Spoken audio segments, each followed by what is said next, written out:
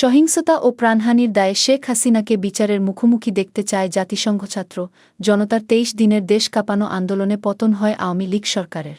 ছাত্র জনতার অভ্যুত্থানের মুখে গত ৫ আগস্ট রাষ্ট্রপতি মোহাম্মদ শাহাবুদ্দিনের কাছে প্রধানমন্ত্রীর পদ থেকে পদত্যাগপত্র জমা দেন শেখ হাসিনা। এরপর গণভবন থেকেই হেলিকপ্টারে দেশ ছাড়েন।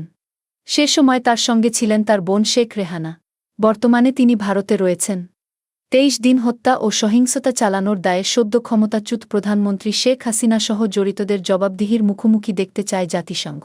জাতিসংঘ মহাসচিবের মুখপাত্র স্টিফেন ডুজারিক মঙ্গলবার এক প্রেস ব্রিফিংয়ে এমন কথা জানিয়েছেন। বাংলাদেশ স্থিতিশীলতার দিকে যাচ্ছে।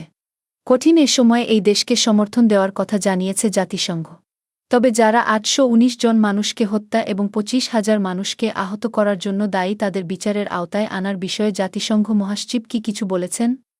তাদের অধিকাংশই গুলি বা স্বৈরশাসক শেখ হাসিনার দেখামাত্র গুলি করার নির্দেশে হতাহত হয়েছেন এক সাংবাদিকের এমন প্রশ্নের জবাবে জাতিসংঘ মহাসচিবের মুখপাত্র বলেন, আমরা এই বিশেষ সংকটের শুরু থেকেই জবাবদিহির কথা বলে আসছি। সহিংসতা, প্রাণহানি এবং মানবিক ও রাজনৈতিক অধিকার লঙ্ঘনের জন্য জবাবদিহির দরকার রয়েছে।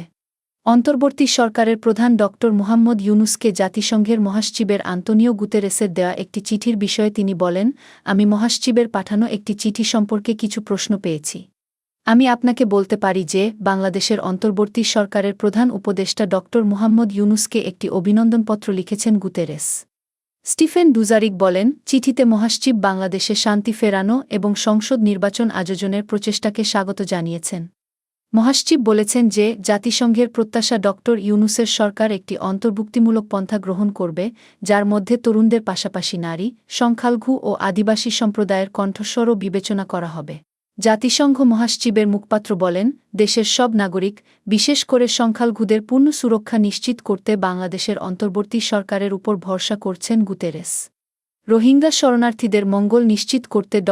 ইউনুসের প্রতি জোরালো আহ্বান জানিয়েছেন মহাসচিব, বিশেষ করে মিয়ানমারের অবনতিশীল পরিস্থিতির পরিপ্রেক্ষিতে।